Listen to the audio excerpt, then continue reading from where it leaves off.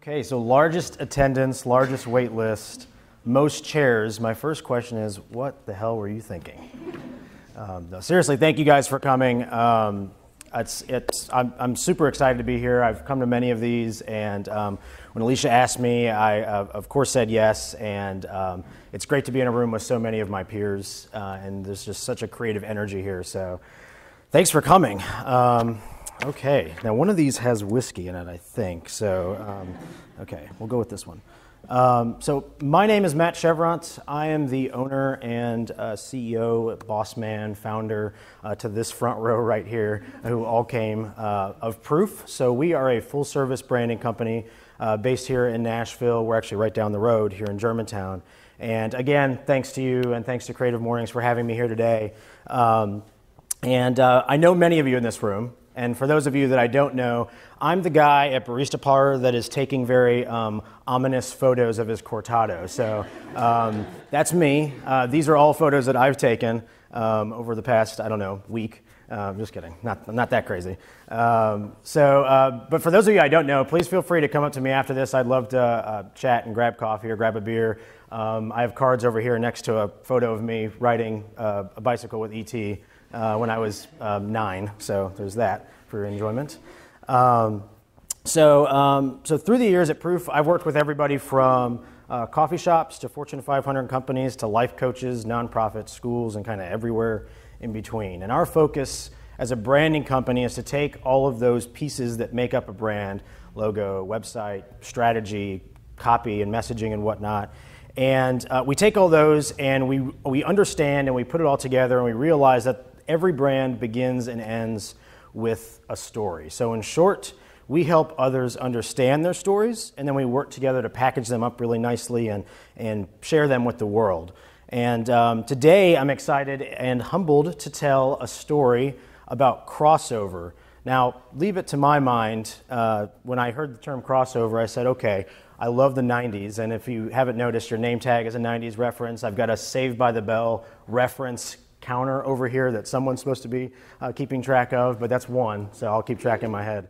But I went back to the classic Bone Thugs and Harmony Crossroads, which is, this is actually an image that's a little bit hard to see, but it's I promise it's pretty epic. But such a good song, such a great video. And when I got a little bit more serious and I started to think about what crossover means. And of course I looked it up, and the definition I found is that a crossover is the placement of two or more characters, settings, or universes into the context of a single story. So to break that down into simpler terms, there's something here and there's something here and they cross over. You're welcome. Goodbye. So, with that, how many of you guys listen to NPR? Oh, yeah, that should be expected for a crowd like this. Now, how many of you say you listen to NPR just to sound really cool and smart? Guilty. How many of you are familiar with This American Life? Awesome. So, I am going to be borrowing generously from the format of This American Life. So, this is my story so far in 3 acts. Act 1, dream within a dream within a dream, is what it says. I am an entrepreneur, a writer, a marathon runner, a husband, a father to 2 awesome dogs, don't get crazy, a craft beer drinker, a coffee snob, and a Saved by the Bell aficionado. Don't test me on my knowledge. But just a few short years ago, I wasn't any of these things. Well, except maybe I still knew everything about Saved by the Bell, because that's something I just kind of carried with me throughout life. I was a wanderer. I was confused. I had about $1,000 in my bank account and a mountain of student loans. I had no idea what I wanted to do with my life. I was doing what I was supposed to be doing. I had never really taken a risk. I never saw possibility and was clouded with doubt and maybe someday. Now, for those nerds out there, which are probably plenty here, I was jacked into the matrix, the dream world, a false reality that I and the world around me had created. I was asleep. Then I woke up. Or should I say, the alarm went off, and this time I couldn't keep hitting snooze. Those who dream by night in the dusty recesses of their minds wake in the day to find that it was in vanity. But the dreamers of the day are dangerous men, for they may act on their dreams with open eyes to make them possible. This is a quote by T.E. Lawrence, and I love it, and I actually originally saw it at Dangerous Man Brewing Company in Minneapolis, which, anybody been there? No? It's awesome. So if you go to Minneapolis, definitely check it out. It inspired me so much that I got it burned into our conference table at Proof, because why would you not burn an inspirational quote into a reclaimed barnwood conference table? As they say, my story all started with a boy and a dream. I was born here in Nashville, one of the few native Nashvillians you'll likely meet, and yes, it has changed dramatically over the years, mostly for the better, with the exception of tearing down Opryland. Anybody remember Opryland? Ah, yes. With the exception of tearing down Opryland, Grizzly River Rampage, may you rest in peace. And for the record, this is not my dad and I in our short shorts. Those are complete strangers. I have no idea who they are. That's Google sending me a photo of people on Grizzly River Rampage. So, anyways. Now, without getting into the nitty-gritty of my upbringing, I was brought up from a young age to think and act very independently. I got my first job when I was 15 as a bagger at Kroger in Cool Springs, to be followed, of course, by the more prestigious title of cart wrangler, which earned me an extra 15 cents an hour, because you got to start somewhere. I bought my mom's champagne-colored Ford Explorer from her for Kelley Blue Book value, not a penny less, not even the Sun discount. I earned what I got, and I got what I earned. And while at the time I would have loved a handout from Mom and Dad, looking back, it made me who I am, and it instilled within me the hustle and the drive that I have today as an entrepreneur. But you see what I did there? It only took me a minute into Act 1 to define myself by what I did or do for a living. And that's what we do, or at least that's what we've been conditioned to do as humans. How many of you, when you meet someone new, maybe like these two sharply dressed stock photo guys, you open the conversation with, so, what do you do? How many of you ask that question when you meet someone? Okay. Liars. Everyone does that. I'm just kidding. So how many of you hate that question? Yes. I hear it all the time, and I still hear it every Thanksgiving from my family. The conversation goes something like this. Someone in my family will say, so, what do you do? I'll say, I own a branding and design company. And someone will say, so what kind of stuff do you do? And I'll say, trying to break it down into simpler terms, we design logos and make websites and stuff. You make websites on a computer? And I say, desperately trying to end a conversation I've had 734 times before this, I invented the internet. And while your career doesn't define you, like it or not, our work lives are a huge part of our real lives. I spent the first 24 years of my life not quite realizing how true this is. And finally, just like the movie Inception, something kicked, and I was electroshocked out of the routine. But we'll get to that in a minute. Act 2, The Blizzard and Lady Gaga. There have been a lot of awesome and not so awesome crossovers in history. Okay, there we go. I don't even have to say anything. I'll just click through these next slides. All right, great. The Jetsons crossed over to Bedrock to meet the Flintstones. The Power Rangers crossed paths with the Ninja Turtles. This must have been later in the Power Rangers days because I don't remember this. But this happened. And it was awesome. Look at that guy. He's like, we met the Ninja Turtles.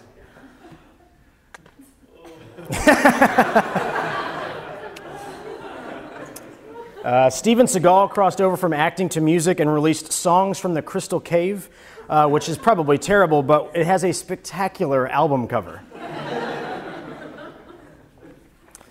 The entire class from Good Morning Miss Bliss, aka the not... Okay. We got some Good Morning Miss Bliss fans here. All right. The entire class from Good Morning Miss Bliss, aka the not so good early episodes of Saved by the Bell, moved from an Indiana-based school to somehow all ending up in California. This was one of the many plot holes in Saved by the Bell, but don't get me started on that. Yes. I just love the echoing. Okay. Michael Jordan crossed over into acting with Space Jam, which was actually pretty awesome. And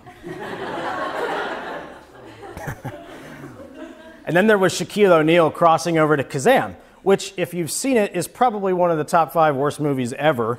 The plot goes something like this. Shaquille O'Neal is a genie that comes out of a boombox, and he shoots gold out of the boombox, and it's all in all pretty terrible. Elvis Costello, he was a computer programmer, crossed over into music. And Brad Pitt, he was a limo driver for strippers. That's true. I looked it up. But perhaps my favorite crossover story is from our friend Walt Disney, who was fired from his newspaper editor job and was told he lacked imagination and had no good ideas. From there, of course, Mr. Disney has inspired us all at some point in our life to ignite that imagination from within. If there's one thing I'm absolutely terrified of, it's complacency. The dictionary defines the word as an instance of usually unaware or uninformed self-satisfaction. To be honest, complacency scares the hell out of me. I'm downright afraid of getting comfortable. I'm uncomfortable with comfort, you could say. My crossover began on a cold, snowy January morning in Chicago. I was 24. I didn't have a clue what I wanted to do with my life. I was working for the weekend, paying the bills, going about the grind, minding my own business, and doing what I was supposed to do. But on this day, January 28th, 2010 to be exact, it would end up being one of the best days of my life. On my way into work, I remember stopping at Starbucks. I got a gingerbread latte and a blueberry scone. It was my Thursday special. I remember Lady Gaga's Paparazzi playing on the radio. And I walked into the office, I sat my things down, I flipped on my computer, and I started the day. I started thinking. I thought about my wedding. It was less than 4 months away. I thought about where we'd go on our honeymoon in San Francisco. I thought about what I'd write that day on my blog. I thought about the Super Bowl, Saints versus Colts. It was going to be a good one. I thought about a lot of things, but I never thought about getting fired. Because you don't think about things like that. You don't think about your world shifting in an instant. You don't think about your livelihood being ripped away in a matter of minutes. You think about things like that episode of Saved by the Bell where the gang camps out for U2 tickets. You think about how to wax philosophical in a 140-character tweet. You think about what Carrie Underwood's going to wear in the Super Bowl halftime show. You think about what's going to be for dinner tonight, hopefully tacos. You don't think about the moments that change everything. Because the moments that change everything in your career, in your relationships, in life, always blindside you. They stop you dead in your tracks, and in that moment, all you can do is take it in and react. The moment that changes everything. The first time you set eyes on the person you married. The first time you got your friends together to play GoldenEye on Nintendo 64. Awesome. The first time you got fired. This moment, my moment, looked something like a scene out of a movie, tiptoeing across an icy parking lot as the snow fell on the cardboard box I've been given to carry out my personal things. This actually happens in real life. Has anybody else experienced this before? Okay, this actually did happen to me. It was very interesting. And moments like these, of course, that leave you thinking completely irrationally. Am I a complete failure? Will I ever get a job again? Will my family still love me? Why did I have to get cute and get the gingerbread latte when I should have just got the Pike Place roast? It had to be the gingerbread latte. Let it out. Get all the irrational, ridiculous, nonsensical thoughts out of your head, and then join me in remembering one extremely important thing. Everything will be fine. I didn't believe things would be fine. Nope, not for a while. It took me all of 3 hours to come to my senses. A good cry to mom, a raw blog post to my loyal readers, which you can still read, a hug from my wife who came home early to make sure I was okay, and then I got to work, and I haven't looked back since. Act 3, leaving the land of the real. Kevin Spacey plays Lester Burnham in the movie American Beauty. It's one of my favorite movies, and it opens with the following line. It's an amazing thing when you realize you still have the ability to surprise yourself. We had some font issues when we were moving keynotes to keynotes. I didn't just like fill in the blank. Ability to do something. So I'll repeat it again for you. It's an amazing thing when you realize you still have the ability to surprise yourself. I probably deserved to lose my job. In fact, I know I did. I wasn't doing my best work, and my mind was focused on doing everything else to build a business of my own. While the timing wasn't great, of course, it's never a good time to get fired, that pivot point was inevitable, and I knew that. Earlier, I said that day was one of the best days of my life. Why? Because up until then, I had found every possible way of talking myself out of doing what I wanted to do, and quite frankly, what I knew I should be doing. My inner voice said things like this. I was being denied of the opportunity to pursue my own purpose. That thing and those things that I knew I was meant to do.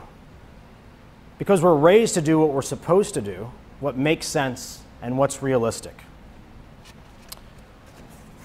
Who could tell me what this is? Okay, paper towel holder, yes, correct. You all win. What if I told you it was a telescope? What about a sword? How about a lightsaber? You'd probably think I was insane. For 24 years leading up to the moment I got fired, I saw a paper towel roll, a boring old piece of cardboard. The moment I got fired reignited my imagination out of necessity. When your world is flipped upside down, you start to get pretty creative. You ignite an imagination long lost through years of being realistic. You start to surprise yourself. And when the world tells you not to do it, you do it anyway. In the year or so between losing my job and starting Proof, I worked and worked and worked. I spent 18 hours a day working, taking on every design, development, and consulting job I could handle. I was a yes man. I made a lot of money, but everything else, my quality of life, my personal relationships, my health, really took a back seat. I quickly moved from doing something I didn't love to doing something that I loved, back to doing something I didn't love. I had crossed over from 9 to 5er to business owner and back to about a 5 to 10er. That's 5 a.m. to 10 p.m.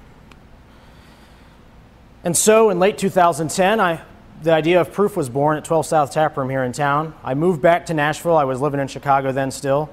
And I started Proof in an effort to restore balance to my personal life, but more importantly, I wanted to own a company that allowed me to build a team of collective creativity. I loved and love telling stories, just like this one.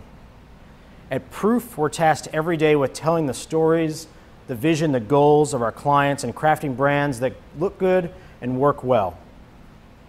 And I could give you 50 different lessons I've learned along the way over the past few years, because you learn a lot in a short amount of time. But more than anything, I believe the true mark of an entrepreneur, an innovator, a leader, is that they see opportunity when others see obstacles. The takeaway today isn't for us to all go start companies. The takeaway today is that even when, especially when, everyone and everything is telling you don't do it, you do it anyway. Remember Kazam? He's back. In an interview with GQ a few years ago, Shaquille O'Neal was asked, "Why did you agree to do Kazam?" His reply, "I was a medium-level juvenile delinquent from Newark who always dreamed about doing a movie. Someone said, 'Hey, here's $7 million. Come in and do this genie movie.' What am I going to say, no? So I did it." Take a page out of O'Neal's 1996 box office bomb and do it anyway. If Shaquille O'Neal can make a barely watchable movie about a modern-day genie that lives in a boombox, you can do whatever it is that you want to do. Of course, I have a Saved by the Bell example. There's a classic Saved by the Bell episode titled Zach's War. Zach and the gang join the Army Cadet Corps at Bayside. Does anybody remember this episode? Okay. At the end of the episode, spoiler alert, the blue team and the red team go to head in the super obstacle course. And of course, everyone thinks Zach's going to represent the red team and go head to head with the blue team's elite stud, Butch. But in a surprise move, Zach lets the unlikely Screech take his place, to which Screech immediately disputes, "But Zach, I'll lose." Zach's reply, "Not if you win."